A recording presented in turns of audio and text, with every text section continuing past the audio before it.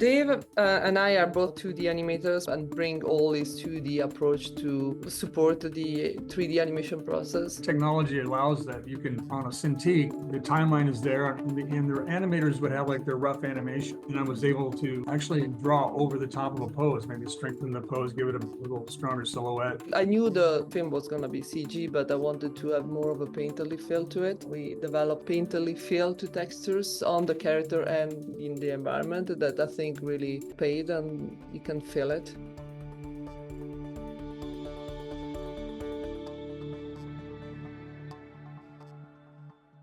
Hi, I'm Gordon Burkell from Filmmaker U. At Filmmaker U, we create courses for film professionals to deepen and diversify your existing skill set. You can learn more at filmmakeru.com. Of course, follow us on Instagram at filmmaker_u. Every week, we interview a film professional to discuss their work, and this week I'm joined by filmmakers David Feiss and Cinzia Angelini, who directed HitPig, coming out this November. Welcome to the show, guys. Thank you. Glad to be here. First, I do have to say, David, I loved I Am Weasel and Cow and Chicken. I was questioning whether or not I should say I Am Weasel the way he says it, but I'm like, you're probably sick of hearing it. Never get sick of that. You know, Michael Dorn's voice, I love his voice. Yeah, it's such a great show. But I do want to know, how did you guys get involved with this project? First, I was at Cinesite working on development, and this project came along at the studio created by Berkeley Breathed, and they asked me to direct. I looked at the material and I really fell in love right away with the paintings that Berkeley did. And, you know, if I was developing initially between here and Montreal, and then unfortunately COVID hit, so everybody was working remotely. So we did pretty much most of the film remotely. And then Dave came on board like a year later or so. Well, I got a call from Dave Rosenbaum, who I knew from Illumination days. He left Illumination to become like the chief creative officer at Cinesite. Mm-hmm. So when an opportunity came, I guess there was what was the situation, Cinzia? There was like two directors. And yeah, they swapped the co-directors. So yeah, they brought me in to try to bring. You know, he was hoping to infuse some silliness, something like because Dave was a Cow and Chicken fan, and he goes, I want you to bring that energy. So, but that was a great opportunity. It was, and I knew Cinzia from way back. Cinzia and I actually worked together at Sony Pictures back in the early 2000s. Met her at the ping pong tables there. Yes, and Dave is way better than me. Yeah, but you were expecting your daughter, who's now in animation school in France. It's like time. She is. Yeah, but we do go way back, and so it was like a no-brainer, really. Direct this film, wants me to infuse it with what I do, and somebody that I know very well. So it just seemed pretty natural. I sort of got into VFX by accident. I always had a technical interest in photography, and especially as it relates to movie making. There's something magical about the ability to believe something is happening when it isn't. So I went as a live action producer into a company called Bob Abel and Associates. Then I would have to, have a meeting about how do we do this effect that's in this commercial, and I never got the straight answer I was looking for. I have camera knowledge, so it's like, since it's kind of ambiguous, why don't I just grab a camera and we'll try it out. You have to figure out what tells the story and use every trick in the book to solve your problem. I am Rob Legato, and this is my course on visual effects.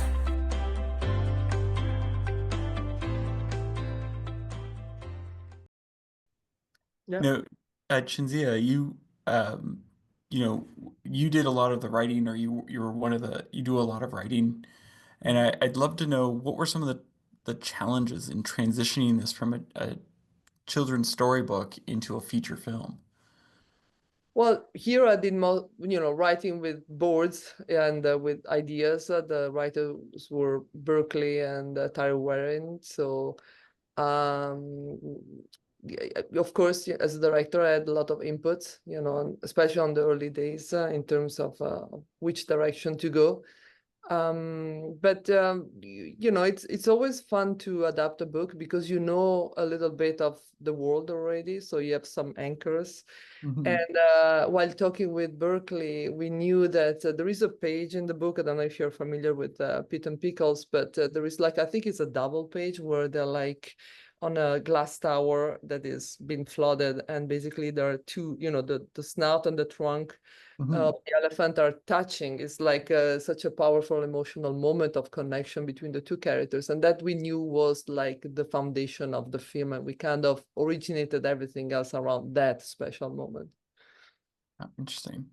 I would love to know, in terms of like discovering the look and the feel of the film, because you guys utilize modern computer animation, but there's like a texture to the characters, and like the movement reminds me of like almost like a more traditional hand drawn. Like when I saw Pickles doing the dance and jumps, I couldn't help but think of the way the elephants moved in Fantasia and things like that. So I'm wondering, like, how did you sort of figure out this look? 'Cause it is quite unique.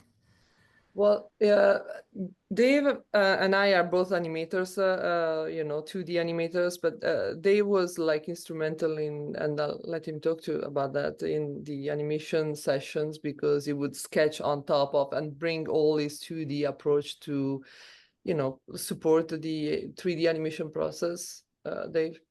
That's Right. yeah, exactly right. When the technology allows that, you can, on a Cintiq, the timeline is there, and the animators would have like their rough animation, and I was able to actually draw over the top of a pose, maybe strengthen the pose, give it a little stronger silhouette.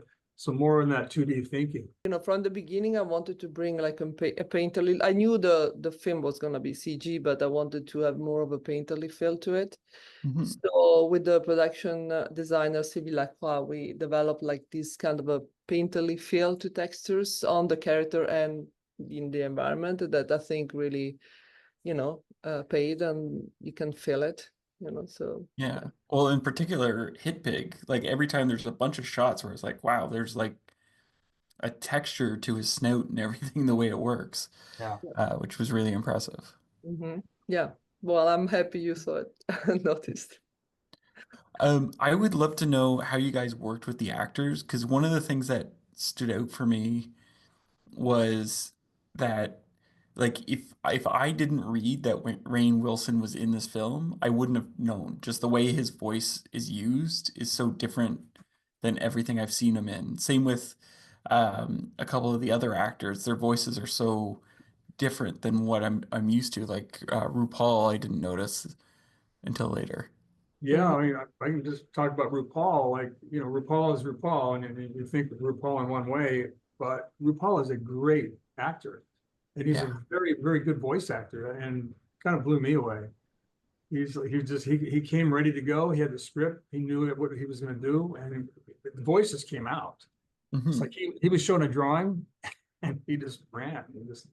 And I thought it was a fabulous voice. It really cuts through on film. When you're like blessed with like an amazing cast, like we were, really, it's also trusting, these incredible artists, the actors that are like incredible, and you might go in a session thinking something, and then they bring so much to the table, and you're like, oh yeah, let's go down that route, So it's kind of, a playground really, where you feel how they react to the characters, and go, kind of improv sometimes quite a bit.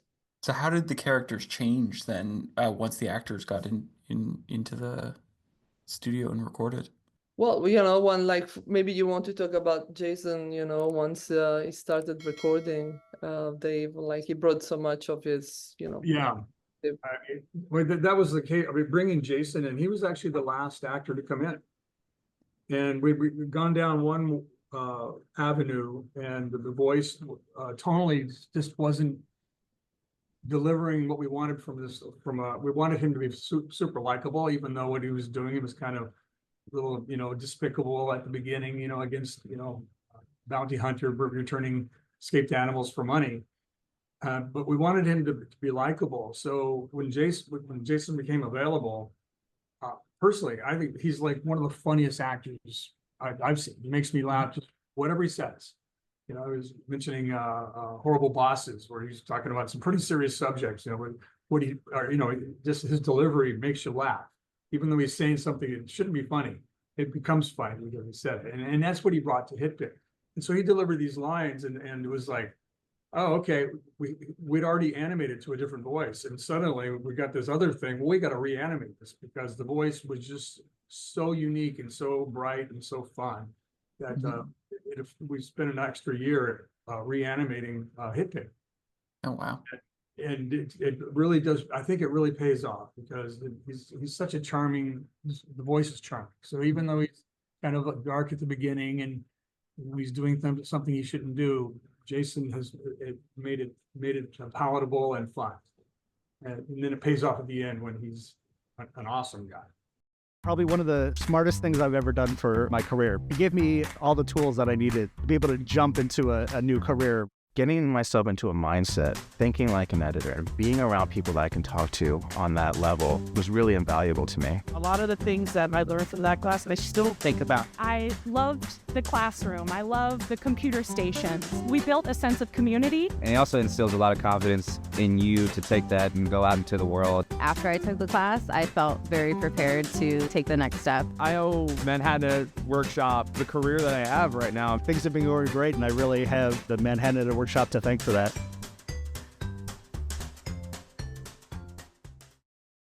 How many years did it take to get from script to screen? I started on 19, end of 19, I think, right? Yeah. So 4 years-ish.